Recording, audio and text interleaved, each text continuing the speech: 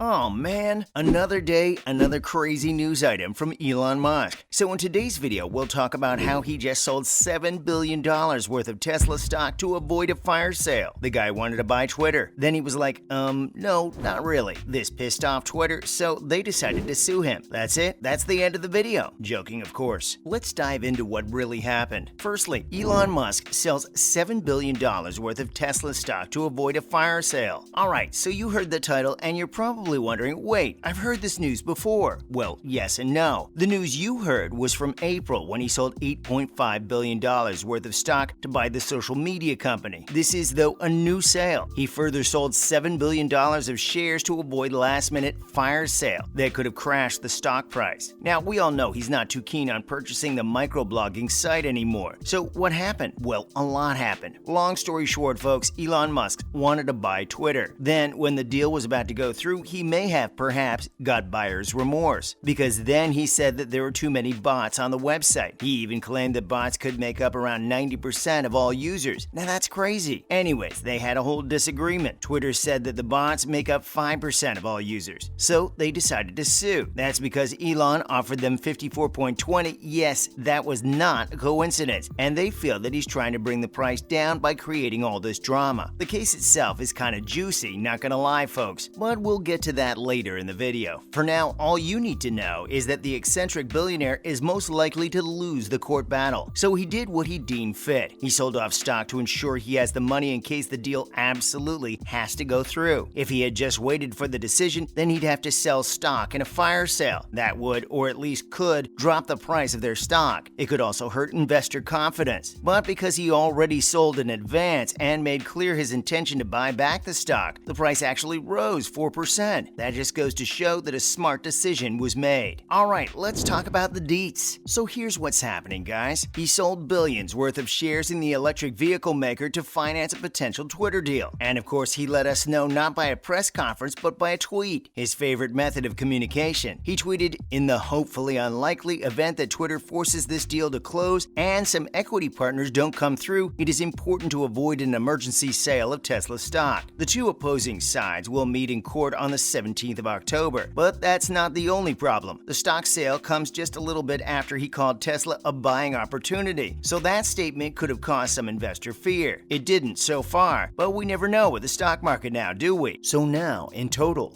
Musk has sold $15.5 billion worth of shares. That's a lot of cash to have just lying around. Even if this deal doesn't go through, he might just end up losing millions if he has to buy back at a higher price. And now, let's talk about something crazier. If Musk isn't able to purchase Twitter, something he already doesn't want to do, then he said he'll start his own social media platform. According to him, it'll be called X.com. Now, we were obviously curious as to what X.com was, so we checked it out. Well, it's nothing. There's no website there whatsoever right now, which is kind of disappointing. As we know, Musk owns that domain, right? Otherwise, he would have never brought it up. So we were expecting at least a funny landing page, or maybe a rickrolling video. And then there's the other issue with X.com. That name, it sounds wrong, guys. It sounds like the name of an adult website. So there's that. We've never seen a social media platform with a name like that before. Was he just messing around or was he serious? We don't know, but do stay tuned to find out. Now let's talk about the lawsuit. We've already given you guys some details, but let's talk about it in depth. Spoiler, we're also going to be talking about the poop emoji. And if you don't know about that, we're sure you're surprised. But don't worry, we'll get to it. So we've already mentioned the bots problem. Musk tried to buy the company with minimal due diligence and then was appalled at the company's verification process. So then the SpaceX CEO was given a detailed explanation of how the social media platform polices its spam accounts. Twitter's CEO Parag Agrawal then also tweeted a thread about this. He talked about how they verify people, how they look for spam accounts, and what actions they take. Want to take a guess at Elon's response to that thread? A poop emoji. That's it. That was the whole tweet. That particular message by the billionaire garnered over 9,000 retweets and 56,000 likes. That obviously pissed the folks over at Twitter off a little, and now they're using it as evidence against him. How does this man, the richest guy on earth, get himself into these situations? One thing is for sure, though, he knows how to market. Rather than Tesla paying millions upon millions for advertising, they spend a total of $0. They just stay in the news 24/7 because of his shenanigans. Now there's another thing. This saga just keeps getting crazier and crazier. Musk wants a public debate on live TV with the Twitter CEO. When will this end? At this point, it's starting to sound like kids fighting or something. And if that wasn't crazy enough for you, we've got some more news. Guess what? Elon Musk is countersuing. Yeah, you heard that right, folks. He has claimed that the microblogging website has been misleading him and Wall Street. Honestly, all of this is getting hard to keep track of. Let's just hope it's settled as soon as possible. With that confusing saga out of the way, let's talk about some other things happening in the world of Musk and all of his companies. Other news. Okay, are Teslas not safe for children? So, a safe technology group is opposed to Tesla's self-driving cars. They feel this way because they've claimed these cars aren't safe enough. So they did a test in which the self-driving software failed to detect a child-sized mannequin at an average speed of 25 miles per hour. According to the founder of this group, over 100,000 drivers are already using the car's self-driving mode on public roads. This puts children at great risk. But then last month, Tesla's CEO claimed that their self-driving tech has greatly improved, and they're ready to roll it out at the end of the year. Now, we really don't think he was lying to the investors, but at the same time, he might just be exaggerating the truth a little bit. The company's stock price claims that folks believed him. Then in June, the National Highway Traffic Safety Administration, also known as NHTSA, said that they were going to expand their investigation into 830,000 Tesla cars. That's because, according to their analysis, the number of accidents revealed negative patterns in the car's performance, and this also impacted driver behavior. It made them more relaxed. Seems like they really need to get their house in order. So SpaceX is going to carry spy satellites, huh? You can call this a privatized space race all you want, but there's no denying the fact that this competition still reeks of national pride. Now, SpaceX may get some extremely high-priority U.S. government missions. The Space Force has certified SpaceX to launch their spy, yes, you heard that right, satellites using the Falcon 9 rockets with reusable boosters. Although good news for the company, it's even better news for the U.S. government, because the company promises to save them federal money by reducing the cost of flying these satellites into orbit. The Space Force has already saved around $64 million